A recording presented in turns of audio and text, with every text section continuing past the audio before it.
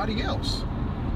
As a sole proprietor, you're in a position, you may be the most skillful masonry person, you know, painter, carpenter, someone who does lawn care. You could be the best person out there. All it takes is a simple accident where you can't perform that action and your income is brutally interrupted. Period. When you look at the right side of that quadrant, you talk about the investors, which when I say investing now, I'm more so saving in gold. That's where you really want to be, because really all you're doing is going to Vegas dealing with investing your money. It's a crapshoot. You're going to the roulette table. But when you talk about a business that has a system in place, and now you can leverage individuals' efforts, but you can be your own CEO no matter where you fall within the organization, that's where you truly want to be. It goes all the way back to J. Paul Getty talking about I'd rather get paid from 99 men's efforts versus 100% of my own effort. And that goes back to that person who's the self-employed person.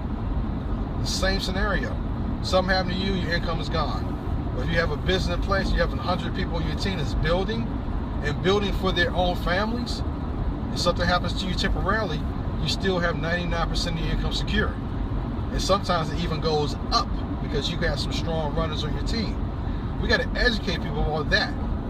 Then, by you having your own business, now you have, and this is, I'm not a tax accountant like none of you guys are, but the tax laws give you a benefit for your mileage. My phone is still rolling right now. You know, I'm going to get all this mileage taken off when it's all said and done.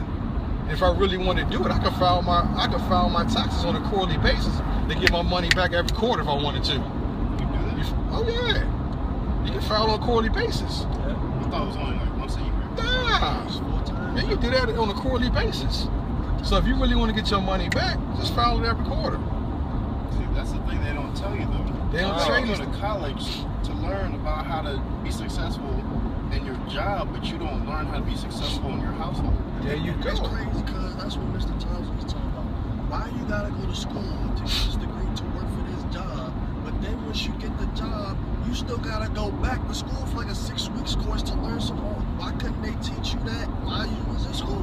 Definitely, man. You take general ed classes for stuff that my man told me that he took a basketball class.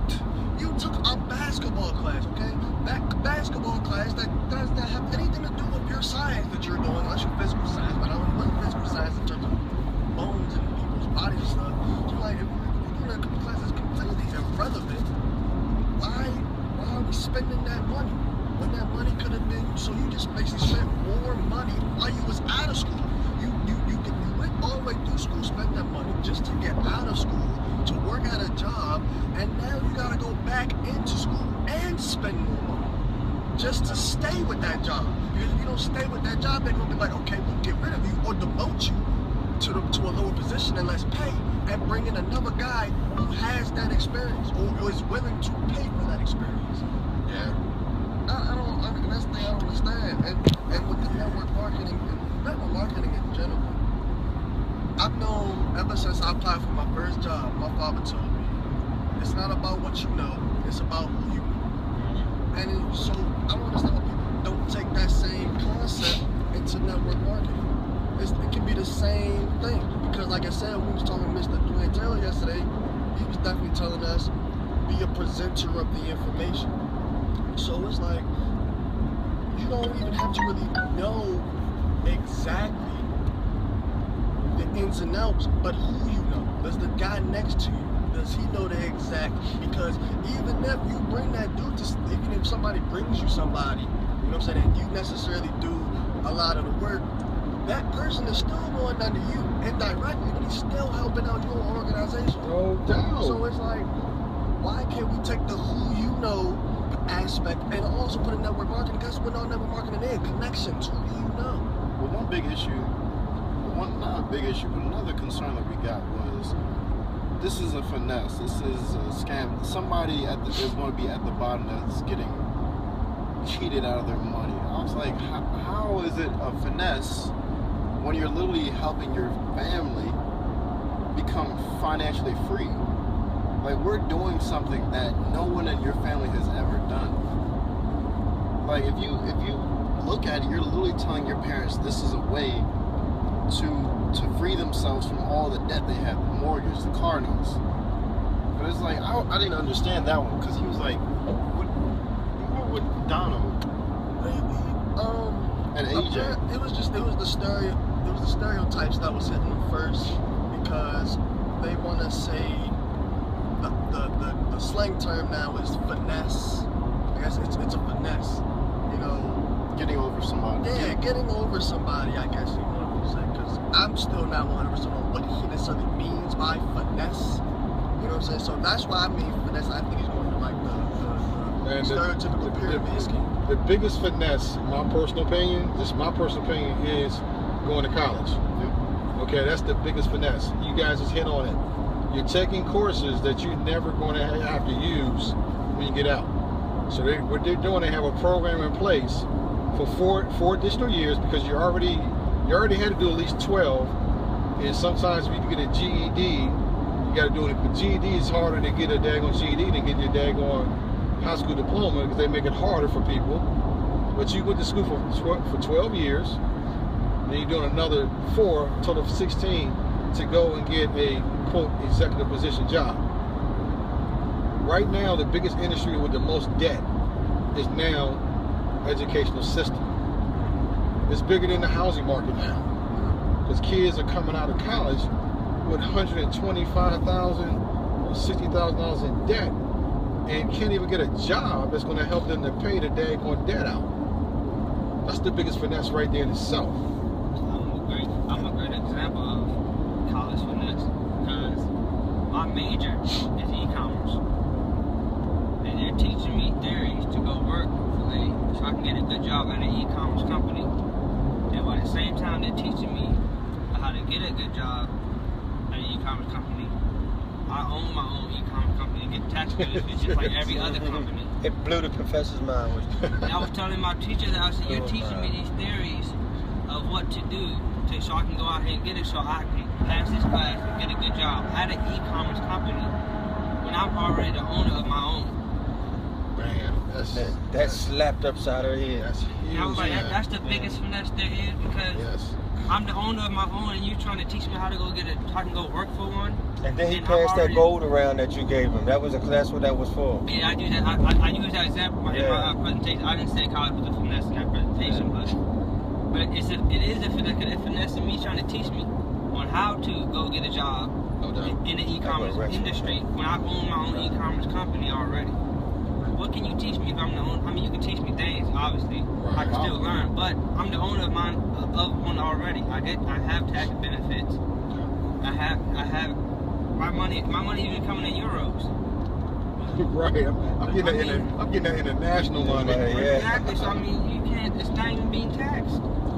What are you teaching? Well, I mean, you can teach me a lot that I don't know, but you can't teach me how to go get a job for an e-commerce company. Right. That's something you definitely, and that's what they teach you as the focal point. It's not even about how to start doing it. The focal point is how to go get a job. Right. Because they came in and taught us how to pass an interview.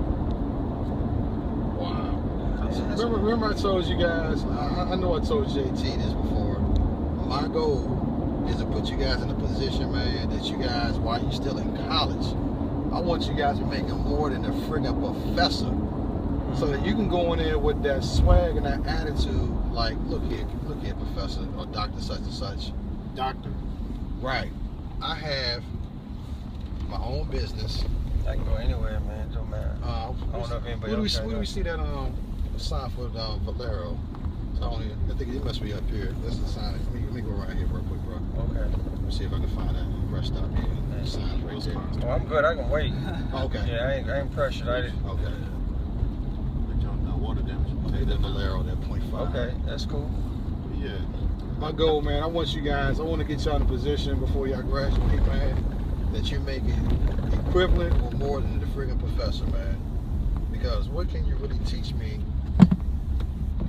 at this point in my life about a business when I'm making more than what you're making right now? I mean, break it down to me. I need to really understand that. Because for one, I can tell you this: the stuff they taught me in the classroom did not help me 100% of what I was doing in my job. Because when I got to my job, I was a business analyst, a business management analyst.